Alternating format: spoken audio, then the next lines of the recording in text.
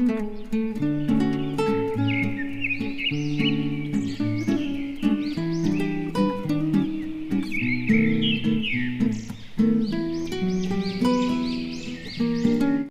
guys, welcome back my channel SNB Vlogs.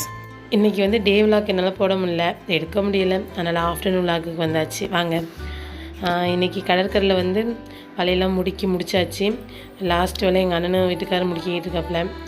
எங்கள் அம்மா clean பண்ணிகிட்டு இருக்கு இல்லையா, அது வந்து இன்றைக்கி எங்களுக்கு கறிக்கு மதிய சாப்பாட்டுக்கு போட்டிருக்க மீன். இந்த மீன் பேர் வந்து வரிக்கன். இது வந்து வறுத்து சாப்பிட்டா செமையாக இருக்கும். வறுத்து அதுக்கு காம்பினேஷன் வந்து ரசம் வச்சு சாப்பிட்டா அடித்தூளாக இருக்கும். என்னோடய குட்டி பாப்பா பார்த்திங்களா, எங்கள் அம்மா எங்கே இருக்கோ அங்கே தான் நின்று ஏதாச்சும் ஒரு சுட்டி வேலை பார்த்துக்கிட்டே இருக்கும். அதை அடக்கிறதுக்கு முடியவே முடியாது. அது போகிற போக்கில் நம்மளும் போய்கிட்டே இருக்க வேண்டியதான். எங்கள் அம்மா மீன் நறுக்கி முடிக்க போகுது. இந்த மீனை வந்து என்ன பண்ணணும்னா, அரிசி கழிச்சி தண்ணி இருக்கு இல்லையா, அதை வச்சு நல்லா வாஷ் பண்ணிட்டோம்னா அந்த நீச்சல் ஸ்மெல்லுன்னு சொல்லுவீங்களே, பேர்ட் ஸ்மெல் அடிக்காமல் இருக்கும்.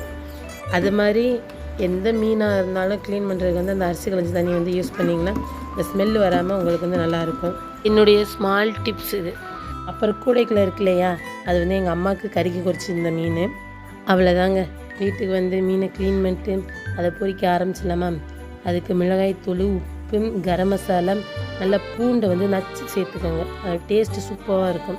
நல்லா மிக்ஸ் பண்ணி ஒரு 10 மினிட்ஸ் ஊற வச்சுக்கோங்க. வாங்க ரசத்துக்கு ரெடி பண்ணிக்கலாம். நமக்கு தேவையான அளவு புளி கரைச்சி எடுத்துக்கிட்டு 2 நல்ல பெரிய தக்காளியும் நல்லா கரைச்சி எடுத்துக்கோங்க பிணைஞ்சி.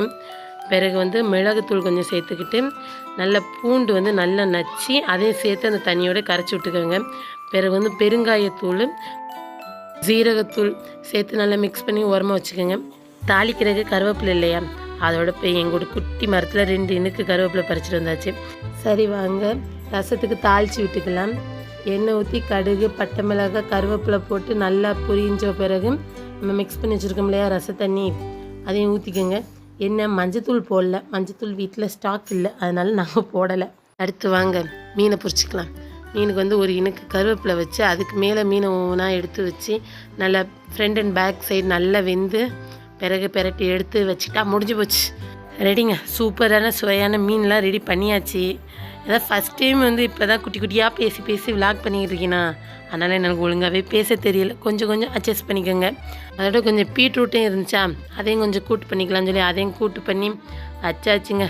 பிளேட்டிங்கை பார்த்தாலே அருமையாக தெரியுதா. இதான் எங்களோட மதிய சாப்பாடு. இது போல் கடற்கரை சார்ந்த வீடியோ மற்றும் இதை மாதிரி சின்ன குக்கிங் வீடியோ வேணும்னா என்னோடய சேனல் லைட்டாக சப்ஸ்கிரைப் பண்ணிக்கோங்க. பாய்.